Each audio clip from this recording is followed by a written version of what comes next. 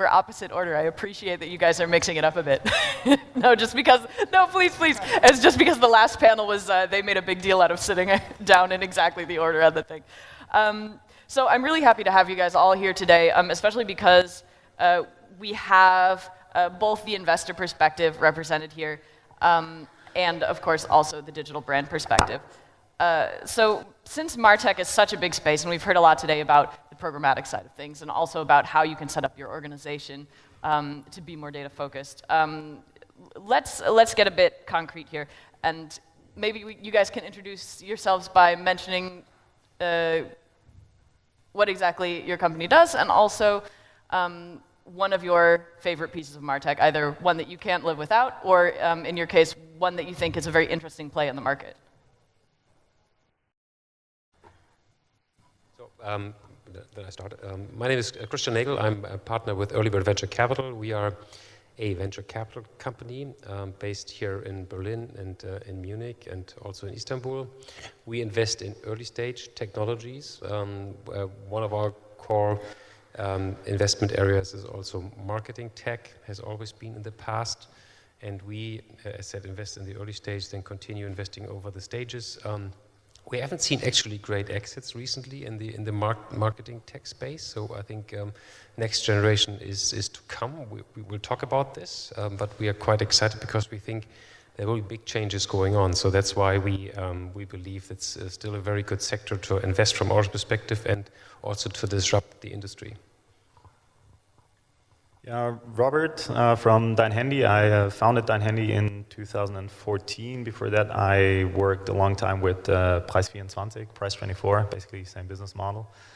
And one of the approaches, or one of the reasons why we founded DEINHANDY was to be more owning our data, which is, I guess, why I'm here today as well. And one of my most important things, one of the most important tools for us is our data feeds, actually, for retargeting and automation for that, because yeah, it's really taking a lot of work of us.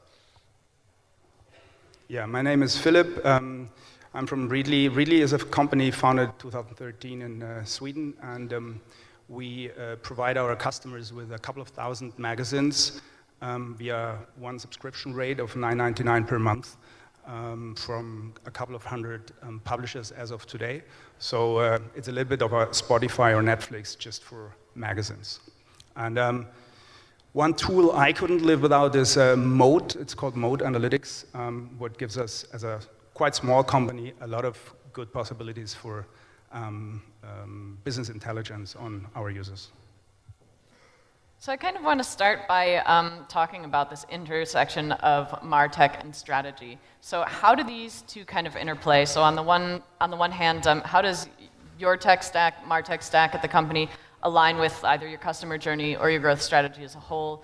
And also from the investor side, Christian, how do you think that a growth strategy should interplay with technology choices? Like which one should lead the other?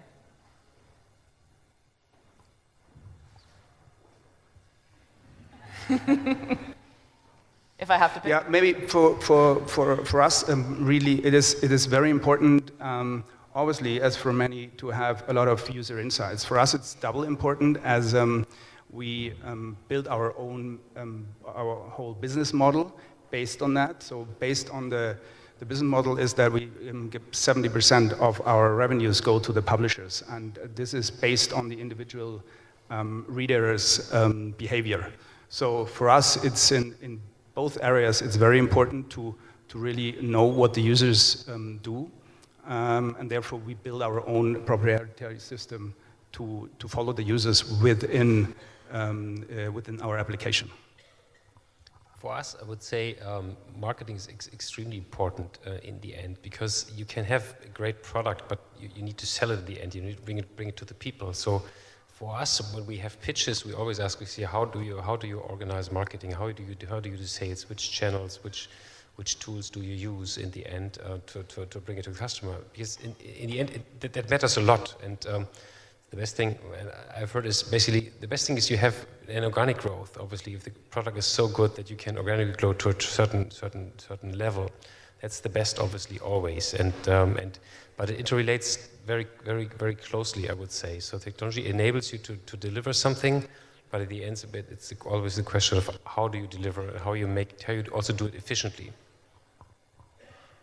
Yeah, for us, it's like, I guess, like for every startup, like you start and you just want to push everything out and you don't care about, like, okay, where does the user come from, as long as the user comes to your site and actually purchases one. And along the path, like once you grow, you start like questioning yourself, okay, we tried out that channel, we tried out that channel, like how can we optimize it? And with the optimization comes the attribution then.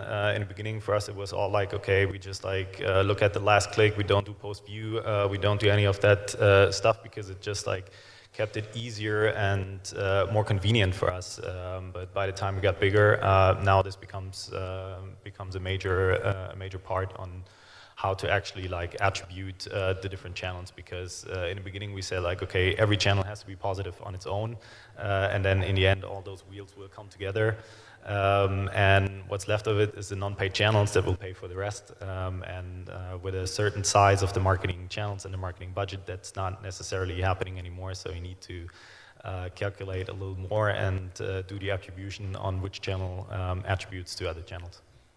That's a good segue to another thing that I wanted to bring up. So obviously, if you're using different types of marketing technology to support different parts of your process, how do you sort of bring these all together? How do you align these? So like within your marketing team, how do you align the KPIs? How do you align the team so that it's sort of functioning with all the different sources of data that you're getting in? Connect on that? Well, until now it was more like a big cloud and everybody could do everything, and we were a small team. Now we're getting like we're around 50 people, which 10 to 15 work in BizDev and marketing, and up until now it was more like a big cloud where everybody was seeing everything. So right now we're restructuring that a little bit and putting it towards silos, but yeah, it's really important to actually define a common KPI, and I'm not just saying like KPI is a cost per click or cost per conversion. For us in the business is a lot about the acceptance rate as well, because half of our contracts are canceled away because of a bad credit score. So you really have to keep all that in mind, and now we're sort of like putting specific guys on specific topics on specific channels, so it's becoming more important to actually like have one layer above that in the BI department.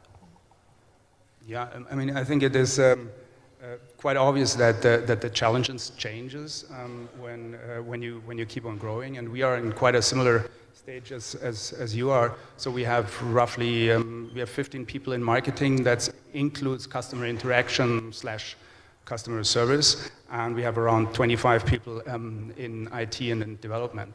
And for us, we figured, obviously we started off with more and more people in the IT department, and over the last 2 years we grow to that 15 people in marketing. And that is something what is very important to figure out, that these two teams kind of communicate with each other, no matter what tools you use in the end. But that is something what we figured, that whatever tool you use in tracking or analytics or whatever, it's about communication within the teams and to have it really implemented correctly and focus rather on one or two than on. This morning I heard something, there are like roughly about 5,000 so-called MarTech tools out there.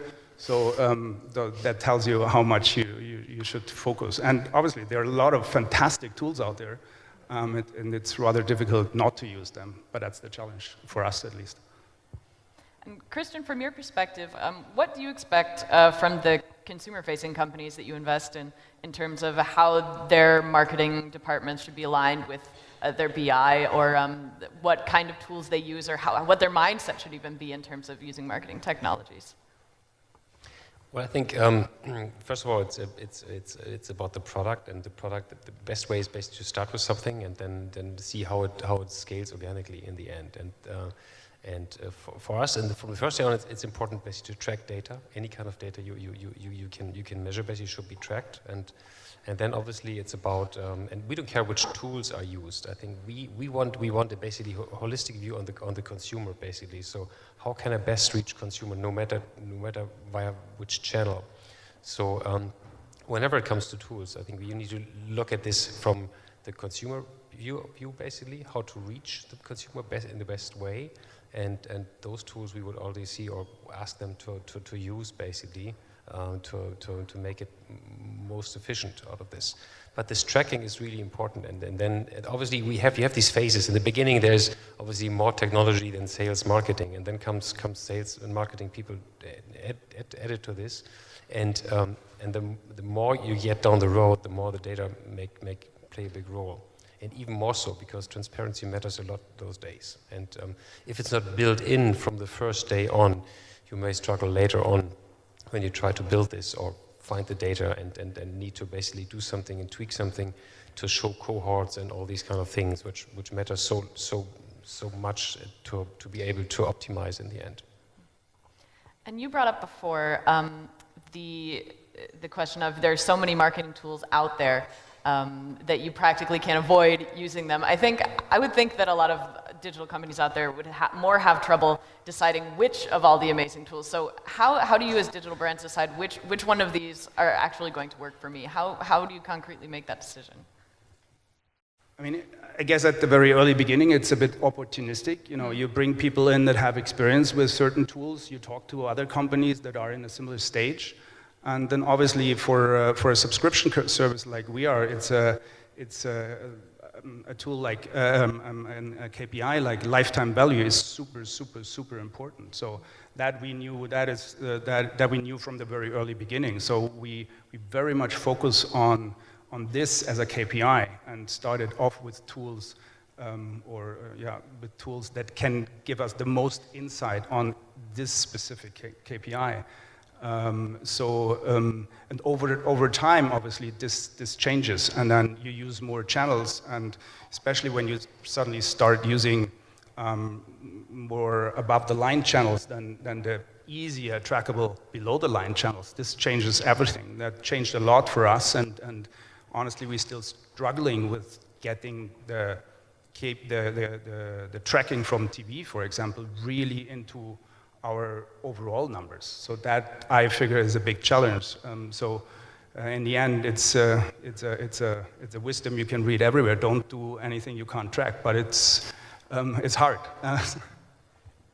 So on the question, like, how do we decide? First, I don't decide. It's like our marketing BI guy, he decides, and then he comes to ask me for my credit card, and then I'm telling him, like, okay, so do you think it's worth it? And then he says yes, and then I'm asking him a second time, like, do you really think it's worth it? Like, do you think like the monthly retainer is actually what we will earn more if you start using that tool tomorrow? And how does it look in 1 year? Is this like a contract that you have to sign for like 2 years?